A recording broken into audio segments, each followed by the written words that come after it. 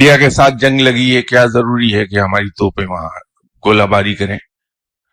तो वली अल्लाह क्यों नहीं उधर को निगाह करता और उनको जला के भस्म कर देता इंडियन आर्मी को? जब मैं ये बात सोचता हूं तो मैं सुन्नत से एनोलॉजी नहीं लेता इसकी।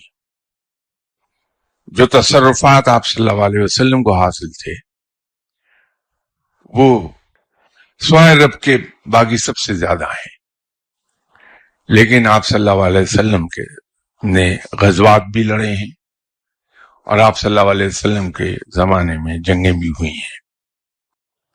रूहानी तसर्रुफात से काम नहीं लिया। एक वली अल्लाह बशर है, वो आलम बशरियत में है, जिंदा है।